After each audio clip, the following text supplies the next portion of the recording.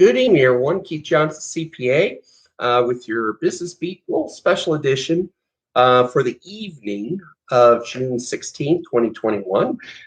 Fed made its policy report at about 2:30 this afternoon, and we were a little shocked.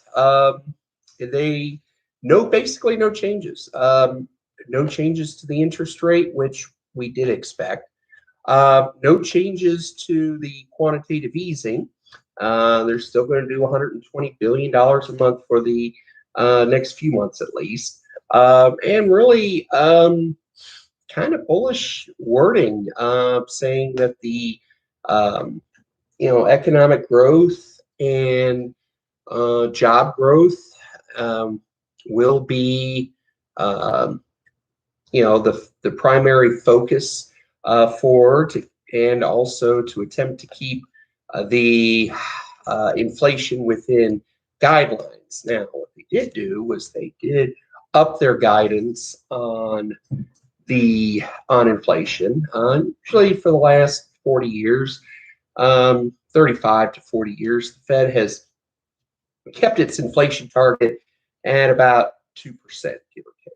Well, they have raised it to like 3.5% for this year, but still, as we all know, that nowhere near cuts it. We had 5%, 6% annual consumer and producer price index increases, which are the most in probably since I was in high school.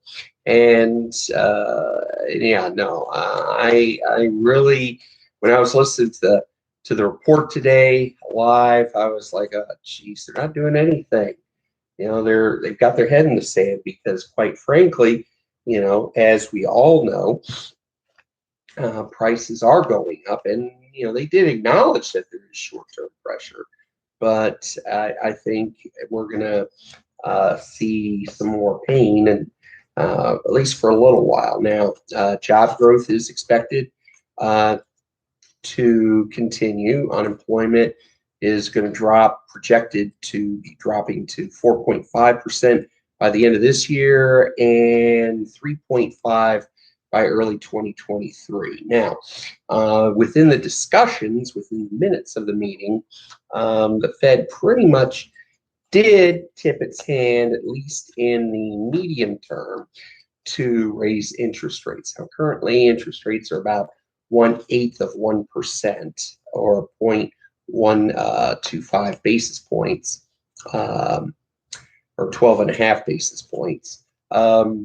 Projections are that by this time in early 2023, it will probably be up to 6.625, or 5/8%. I think it'll be sooner than that. I think several of the governors of the Fed were projecting rate a hike in 2022. I do think that at their meeting at Jackson Hole in August, I think the Fed will become a little more hawkish as far as intervening in the market. The question is, will it be too late? We're looking at quite a big drop in consumer sentiment, mainly because people are starting to realize that this gravy train known as the stimulus payments and the additional unemployment benefits are not going to last forever. The University of Michigan came out with their monthly consumer sentiment rating, and there was a huge drop in the 3 to 6 month term for durable goods. Why? Because people know that, oh my God, they're going to have to go back to work, and they can't spend free money anymore. Well, geez, you had planned that out before, you wouldn't be in that situation. But be that as it may, we're looking at sharp drop in consumer sentiment, leading to a possible slowdown later this year. and combined with the inflation that we're seeing in the supply chains, because supply chains are not back up to speed. That's going to create our old friend stagflation. Who could forget back in the days of 1979 and 1980, when you had the double digit interest rates and the double digit inflation, and the economy was in the toilet. Who could forget that? I didn't. I was a little nerdy, to be honest, but I was following it at that time. And yeah, it was great for savings, but if you have any kind of debt, it was like mortgage or car debt. It was horrible. So so basically, uh, yeah, I think, to be honest, the Fed should be a little more proactive.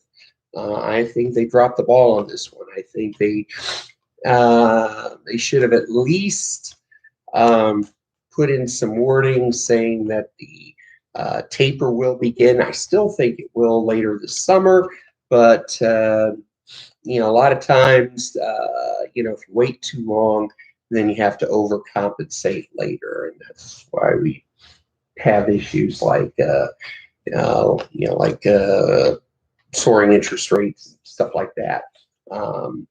Just it's more volatile. That's the whole point of the matter. So, really, nothing. It was that was the shocking thing, and so we're just hoping that inflation can at least be kept down a little bit. I did see some stats. Lumber prices have peaked for at least the time being. That's a good sign. So that means home prices won't go through the roof. However, what we are seeing is we are seeing home prices spike in more popular states like Florida, because everybody wants to move here because we have low taxes and we're a safer place to live, and as evidenced by crime stats. So I think for a lot of the country, we can see tapering off on the increases in prices. Also, used cars. Used cars have been, I think, they rose 7% in May alone, and it's because of part of the problem is because not everybody was back to work, and also we have a chip shortage. And we've discussed both of those in the past, so nothing to surprise there. So that's about it. And we will I'll be on tomorrow to bring any additional reactions related to it and see how how the markets are going. So if you have any questions, let us know, and have a good evening. Take care. Bye.